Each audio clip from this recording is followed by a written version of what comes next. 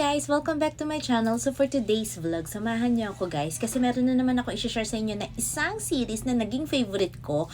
Actually guys, series na to that was 2024 nung pinalabas siya. Pero ngayon kasi guys, medyo controversial siya nung mga nakaraan. Hindi naman actually controversial kasi nga nagkahiwalay yung dalawang magpartner dito.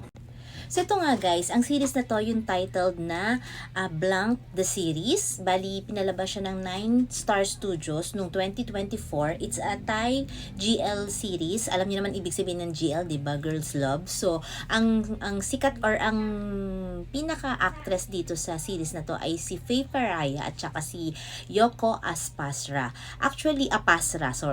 Nung actually last year, mga November, nagkaroon ng conference si Faye Faraya kasi in-announce niya na naghiwalay na yung kanilang love team ni Yoko. Alam niyo ba guys, na sobrang ang cute na tong series na to. Nung una, hindi ko siya masyadong na-appreciate kasi nga parang medyo may edad na si Faye, tapos si Yoko, napakabata niyang tignan. So, in the long run ng story, makikita niyo yung switch at saka yung twist dito. Ang ganda niya kasi, masasabi ko na maganda yung naging ng story. It's about the family also, kung paano nila ini-reveal yung relasyon nilang dalawa dito. Nag-start kasi dito si Yoko, yung bata dito, na bata pa lang siya, talagang gustong-gusto niya na si Faye. Si Faye Faraya dito, isa siyang artist, isang sketch artist na nagdo-drawing. So nakilala niya dito si Faye Faraya sa isang market kung saan nakapwesto yung kanyang parang gallery doon na maliit lang naman. So hindi nila alam na si Faye Faraya mayaman pala.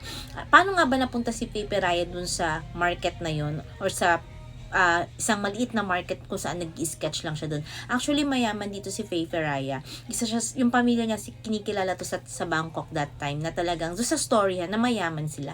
Tapos at the same time, gusto kasi siya ipakasal ng kanyang lola. So, ang ginawa niya, naging runaway bride siya. Ayoko nang ikwento ng buong-buo yung story, pero maganda. Tapos at the same time, makikita mo dito yung pagmamahal ni Faye Faraya sa kanyang kapatid. Syempre, hindi naman siya perfect na character dito kasi meron din naman siyang hindi magandang ginawa dito. So, panoorin niyo na lang siya guys, yung series na Blank the Series. Ang ganda niya kasi pinaglaban din nila dito yung pagmamahala nila. Syempre, that time, hindi naman ganun ka, pa. Actually, kahit naman ngayong modern era natin na hindi pa rin ganun katanggap yung GL, diba? Pero, sobrang nakakakilig. Ako talaga, promise, kinilig talaga ako dito sa series na to. Actually, hanggang ngayon nga, nire-replay ko pa rin siya pag wala akong magawa or wala akong mapili na mapanood uli na GL. So, kung ako sa inyo guys, try nyo siyang panoorin. Nasa YouTube siya at saka nasa Loklok. Complete na siya with English subtitle. So, si Faye Faraya, isa siya sa mga sikat na artista ngayon, Thai actress, na ang ganda-ganda niya. International siyang sikat talaga. Si Yoko naman, medyo, siya ngayon, medyo yung kanyang pagiging active, hindi siya pero active pa rin siya, meron siya atang darating na series, pero si Faye Faraya, meron siyang bagong series, pero dito muna tayo mag-focus sa Blank the Series.